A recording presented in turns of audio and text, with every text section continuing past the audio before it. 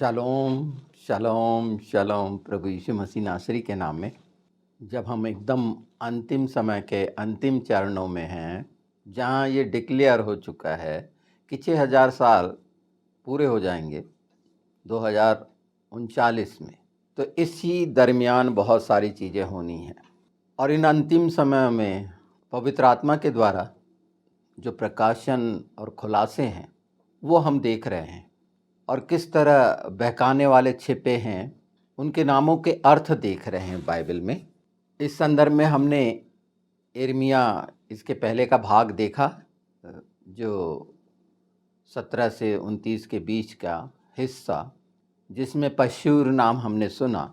अगर उसको बिल्कुल साधारण दृष्टि से देखें तो समृद्धि का फैलाव दिखाता है। ये प्रधान था पशूर, प्रधान भविष्यवक्ता, वहाँ का पुजारी। तो निश्चित है जितने उसके अधीनस्थ थे सारे कुछ प्रमुख था तो मानते थे। एक धोखा था ये, इसलिए परमेश्वर ने उसका नाम बदल के मिर्शाबिब रखा, यानी चारों ओर जो आतंक फैलाना। और आज हम देख रहे हैं चारों ओर किस तरह का आतंक है झूठे भविष्यवक्ताओं के द्वारा।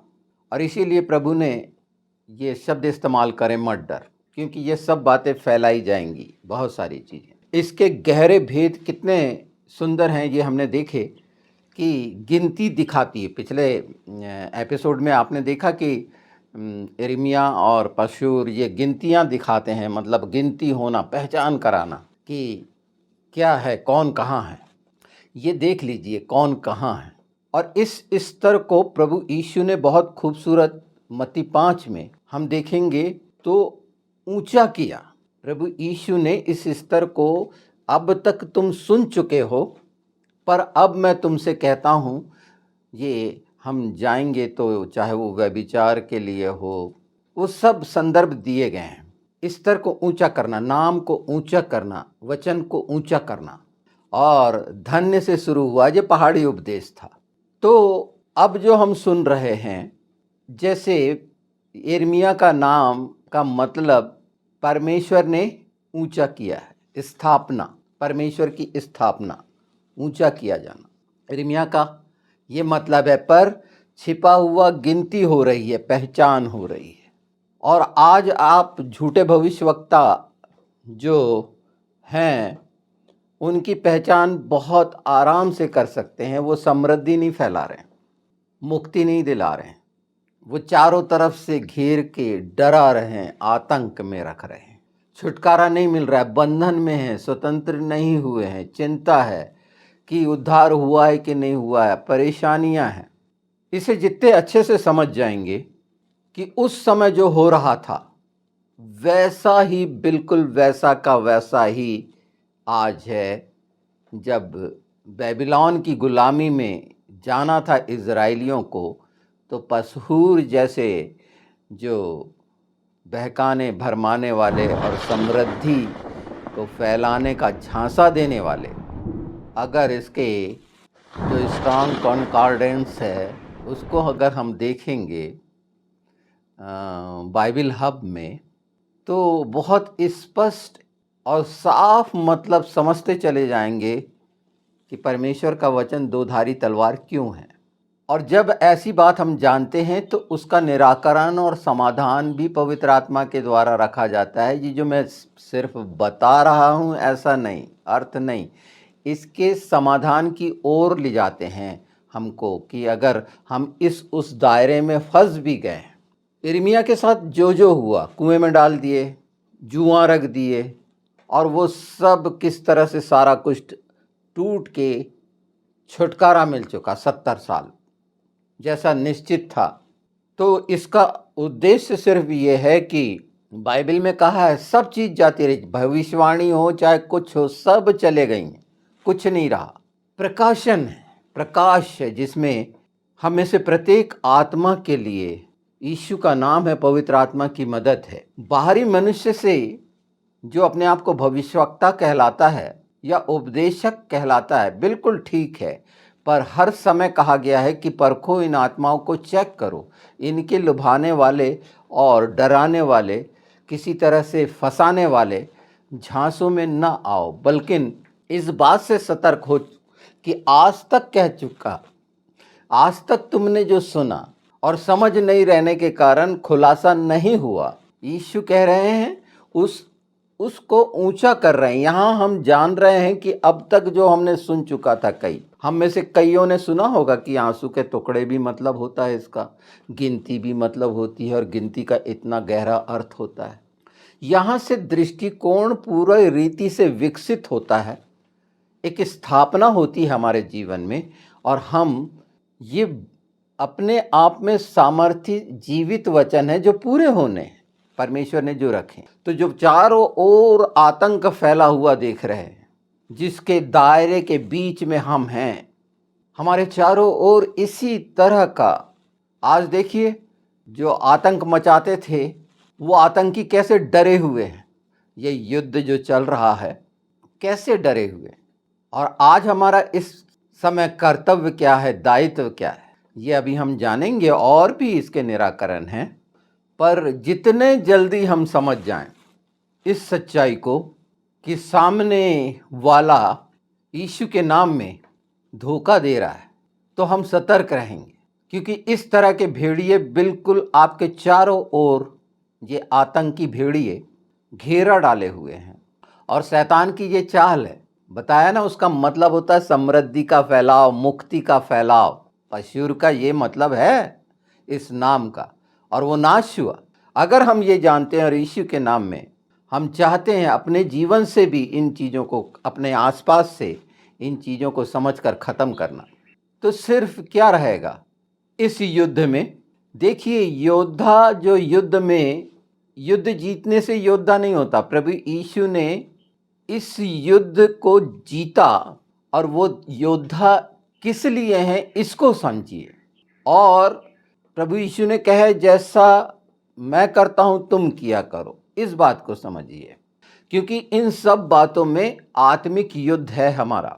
और वो किसकी? दुष्ट की तमाम सेनाओं से। यही अगर नाम समझते हैं, हम दोधारी तलवार समझते हैं, तो हम निश्चित युद्ध कर सकेंगे। और युद्ध करने का मतलब क्या है, योद्धा होने का मतलब क्या है?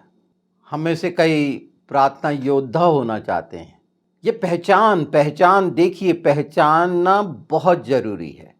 प्राण देने तक ईमानदार रह, इस सच्चाई से समर्पित आत्मिक युद्ध है क्या? उतनी ही कमर कस के उसी सच्चाई से धार्मिकता का झिल्म पहने हुए, अगर हमने धार्मिकता की झिल्म पहनी है तो पूरा क्रूस की मृत्यु हमें मालूम है, उद्धार का टोप पहना है तो हम जान रहे हैं, और वचन की तलवार और ढाल हम देख रहे हैं, और चाल चलन। तो एक प्रार्थना करने वाला, हम व्यक्तिगत प्रार्थना करते हैं, अपने परिवार के लिए प्रार्थना करते हैं, ठीक है, बिल्कुल करना चाहिए। दूर दराज जो पीड़ित हैं, दुष्ट के घेरे में हैं, बंधन में हैं, बीमारियों में हैं, परेशानियों में हैं, कर्ज बाजारियों में हैं, उनके लिए जैसी हम अपनी ज़रूरतों के लिए प्रार्थना करते हैं, क्या ये हमारी प्रार्थनाओं की भेंट परमेश्वर के सामने होती है, या सिर्फ अपने परिवार के लिए जो संसार में दिया गया है? हम मसीह परिवार हैं, हम सब भाई बहन हैं, हमारे हम सब पूरा एक परिवार हैं, एक टुकड़ा नहीं है अलग से कि नहीं मैं उस फैमिली का हूँ, मेरा सरनेम ये है, मैं उस फैमिली से आता हूँ। नहीं। और यहाँ युद्ध जीतना, क्योंकि फल स्वर्ग में है। आमने सामने की युद्ध में, लड़ाइयों में जो जीता जाता है उसकी खुशी एक अलग है। पूरी तरह योद्धा को समझिए, है ना। और जो सचमुच में प्रार्थना करने वाले हैं, यीशु के नाम में बहुतों के लिए छुटकारा का कारण बनेंगे। यीशु ने युद्ध जीता मतलब छुटकारा दिया। आज अगर हम प्रार्थना योद्धा हैं तो उन्हीं नक्शे कदम पर अगर हम जा रहे हैं, तो ये मुसीबत में फंसे हुए जितने हैं, शैतान से उसको छुटकारा, चारों ओर के आतंक से उसको छुटकारा के लिए जब हम प्रार्थना रखेंगे खुले हृदय से, इस सच्चाई को जानते हुए, जहाँ छिपाया गया है आजकल के जितने इस तरह के झूठे प्रचारक आए हैं, उपदेशक आए हैं, भविष्यवक्ता आए हैं, एक गहरा दायरा बना दिया है जिससे वो मनुष्य नहीं निकल पाता और उसी लुभावनी वाली बातों में, रीति रिवाजों में फंस जाता है। उनके ऐसों का कपड़ा, तेल, पानी बड़ा बहुमूल्य समझता है। हमारा प्रभु जो हमारा उद्धार करता है, मृत्युंजय है ना, मृत्युंजय पहचान है, मृत्युंजय वही है मृत्युंजय। उसके अतिरिक्त कोई मृत्युंजय नहीं हो सकता। जो हराया सिर्फ इसीलिए, उसको निकम्मा इसीलिए किया शैतान को और मृत्यु को, कि हम छुटकारा पाएं, हम पापी छुटकारा पाएं। और सब ने पाप किया। आज जो हमको देखते हैं, सुनते हैं, पहचानते हैं, गिनती के हैं, पर कामना आत्मा में वो सारे मसीह भाई बहनों के लिए है। सिर्फ व्यक्तिगत हमें अपने परिवार के लिए चिंतित होना है। ये दो धारी तलवार का कि सिर्फ अपने लिए नहीं, वहीं रुक जाते हैं। और हाँ, निश्चित हम मांगते हैं, पर इस गहराई और सच्चाई के साथ जरूरी है कि सामने वाला प्रेयर रिक्वेस्ट करेगा तभी हम उसके लिए प्रार्थना करेंगे। संसार में हर जगह पर प्रताड़ित हो रहे हैं मसीह भाई बहन, हो रहे हैं बिल्कुल उसी दर्द, उसी भार से प्रार्थनाओं का भार ले रहे हैं, बोल रहे हैं, जब बता रहे हैं इससे आगे, इससे ऊंचा उसकी स्थापना। बहुत लोग लगातार जब इस तरह से, इस सच्चाई के साथ करेंगे तो सब के सब पूरा छुटकारा पा लेंगे। ये सच मानिए यीशु के नाम में। नामों के अर्थ के साथ छिपी हुई जो चीजें हैं और प्रकट की जा रही हैं, मुझे दोबारा इसे इसलिए करना पड़ा, ये दूसरा भाग, कि इसका और विस्तार बहुत आवश्यक है। और हर छोटा छोटा बिंदु हमें विश्वास की दृढ़ता में एक योद्धा बनाएगा। ये एक ऐसा अलौकिक चमत्कार होगा, और वो सिर्फ इसीलिए होगा क्योंकि यीशु का नाम सामर्थी है, उसमें सामर्थ है। और जब हम मांगेंगे तो अब ये समझ लो कि मांगना क्या है, आंसू बहाना किसके लिए होना चाहिए। यही सब कुछ तो पवित्र शास्त्र हमें सिखा रहे हैं अपने वचन में। ये सच्चाइयां और इस भयानकता की पहचान हो रही है इतनी खूबसूरती से कि हम आसपास सब ये हमाम के सब नग्न हो चुके हैं। इनकी अगर, जिन्होंने अपने भविष्यवक्ता कहा है, इनके पूरे वीडियोस खंगालोगे तो कोई भी एक भी बात सच होते हुए नहीं पाओगे। ये उनके विचार हैं, कल्पनाएं हैं इधर उधर की, लोगों की सुन के एक बनी हुई इमेज जो शैतान के द्वारा की जाती है और उस पर बोलना होता है। जैसे आज पूरे भविष्यवक्ता किस बात पे बोल रहे हैं? अमेरिकी चुनाव पे, और अपने अंदाज लगा रहे हैं कि भविष्य में तुक्का चला दो, दोनों में से कोई ना कोई तो जीतेगा। सब जान रहे हैं कि कमला हैरिस जो है एक मूर्ति पूजक, एक भयानक औरत है, एक शैतानी औरत है जो कितनी चालाकी से इस्तेमाल करती है। वो जरूर बोलती कि जीसस क्राइस्ट है, पर वो स्वीकार नहीं करती आमीन के साथ। वो तो सब बोलते हैं, शैतान भी जानता है। ये मैं उस विस्तार पे नहीं जा रहा, पर अगर वहाँ के लोग उस जैसे विचार को जिताने के लिए तैयार हैं तो हम क्या कर सकते हैं? अगर लोगों ने ये ठान लिया है कि अबॉर्शन उन्हें पसंद है, सब लैंगिकता उन्हें, गंदगी पसंद है, गंदगी ही में रहना चाहते हैं, आतंक में ही रहना चाहते हैं, और तमाम कट्टरवाद और आतंक को अपना सहारा बनाते हैं वोट की राजनीति के लिए। एक व्यक्ति ट्रंप है जिसका आचरण चरित्र अलग से दिखता है कि नहीं यार, पसंद नहीं आता ये व्यक्ति लोगों को, पर वो चुना हुआ है। वो जो कार्य करेगा वो एकदम अलग होंगे और लोग उसका विरोध करेंगे। और खासकर वो लोग तो बिल्कुल विरोध करेंगे जो मसीह विरोधी तो हैं ही, वो बिल्कुल नहीं चाहेंगे। वो चाहेंगे क्रिश्चियनिटी खत्म हो और इसी के लिए वो कार्य करेंगे। पर इसके लिए भविष्यवाणी करना परमेश्वर समझ देगा। हमारे दायित्व है इन सच्चाइयों को जानकर परमेश्वर के हाथों में सौंपना। वो स्थापना करेगा, उसकी सामर्थ्य स्थापना करेगी। वो आज कोई जीते हारे इससे क्या है, पर मानसिकता, इस बात की समझ अगर वो तैयार नहीं है और आतंकियों को अपने साथ रखकर सिर्फ जीतना चाहते हैं तो ये जीत कुछ समय की हो सकती है। उसका निदान भी होगा। हर जगह समाधान और निदान है वचन में। तो ऐसे ये भेड़ियों से बचें जो सिर्फ इनका काम ये बड़े बड़े नाम आतंक फैला रहे हैं, चारों ओर आतंक फैला रहे हैं, दिखाते हैं समृद्धि का फैलाव, बीज बोना, और लोग प्रताड़ित हैं। यहाँ पर एक योद्धा का दायित्व हमारा आत्मिक उस लड़ाई में भागी। अगर हम आत्मिक लड़ाई में हैं तो सिर्फ बोलने वाले प्रार्थना, वहाँ आत्मिक लड़ाई में उन चीज़ों से जूझना, और पवित्र आत्मा बताते हैं आमने सामने की लड़ाई, तब दो लोग तलवार चलाते हैं, स्पष्ट दिखता है। आत्मिक योद्धा जो होता है, प्रार्थना योद्धा, वहां पर उसे ये सारी चीज आत्मा में समझ में आती है, तभी वो प्रार्थना करता है। ऐसे मुंह उठाए किसी के लिए भी नहीं, मैं संसार के चारों ओर के उन दबे कुचलों के लिए प्रार्थना करता हूं यीशु के नाम में। बिल्कुल बोल सकते हैं, बोलने में क्या दिक्कत है, पर उस पर प्रतीति करे क्या। अगर प्रतीति कर लें तो बिल्कुल दृश्य स्पष्ट हो जाएगा आपके सामने कि आप जो प्रार्थना कर रहे हैं कहाँ कहाँ पर कौन कौन फंसा हुआ है और कैसा कैसा फंसा हुआ है। पवित्र आत्मा आपके ओंठों से उन बातों को उनके लिए निकालेगा और यीशु के नाम में वो पूरी होंगी और छुटकारा होगा। तो हम सब जब इन सच्चाइयों से आगे बढ़ेंगे तब योद्धा कहलाएंगे। नहीं, मैं 24 घंटे प्रार्थना करता हूं तो प्रार्थना योद्धा नहीं, नहीं नहीं नहीं।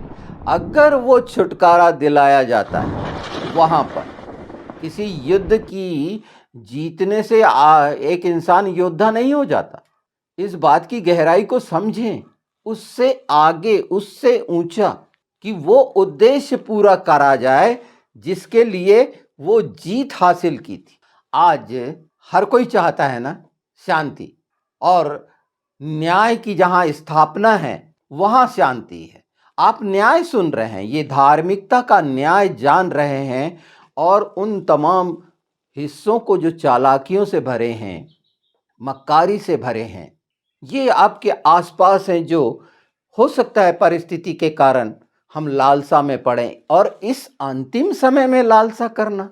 एस्तर बोली, जब एक भयानक फैसला लिया तो बोले मरी तो मरी, अब मैं जाऊंगी राजा के पास। नहीं जा सकते, पर उसने अपना राजदंड बढ़ाया, उसको वेलकम किया, और देखिए यहूदी छुटकारा पाए थे।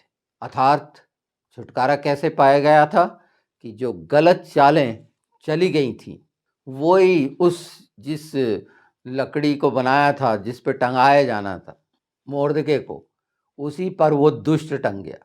इनका तो नाम भी नहीं लेना चाहिए, ऐसे दुष्टों का। तो इस खूबसूरत पहचान को अगर हम पहचानने से इनकार कर देते हैं, अपने आप को पहचानने से इनकार कर देते हैं, तो निश्चित वहाँ पर शैतान अपना काम करेगा ही करेगा।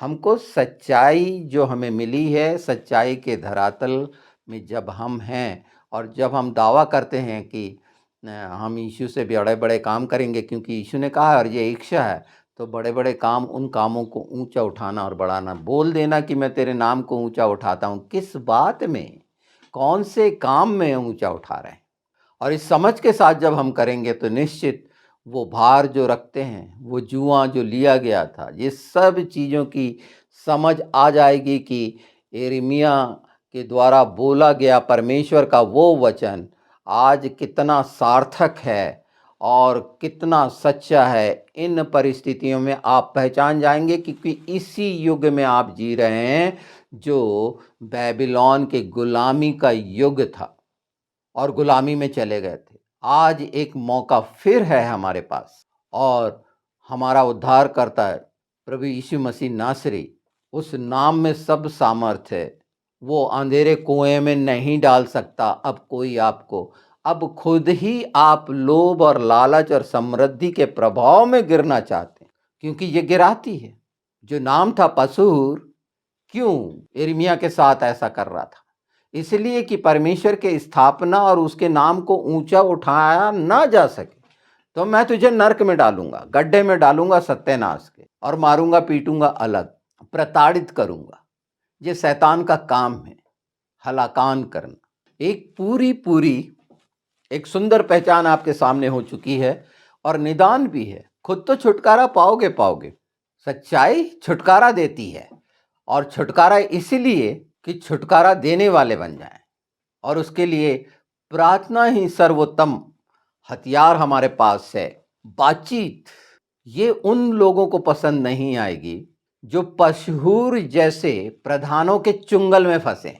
वो फारस का प्रधान, ऐसे लोग भटके हुए हैं अपनी जरूरतों के कारण, नाम बढ़ाने के कारण। इन्हें पहचान लो, ऐसे जो लगाए हैं बहुत सारे फैले हुए हैं इस तरह के कुकुरमुत्ते, उनसे बचो, क्योंकि सिर्फ पिता पुत्र पवित्र आत्मा बचा सकते हैं।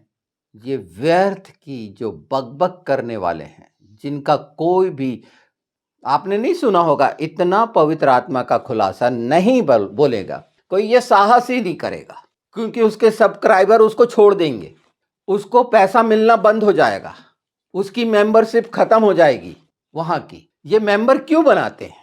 कि धन उपार्जन कर सकें, अपनी समृद्धि को फैला सकें, पर चारों ओर आतंक फैलाकर समृद्धि दिखाते हैं।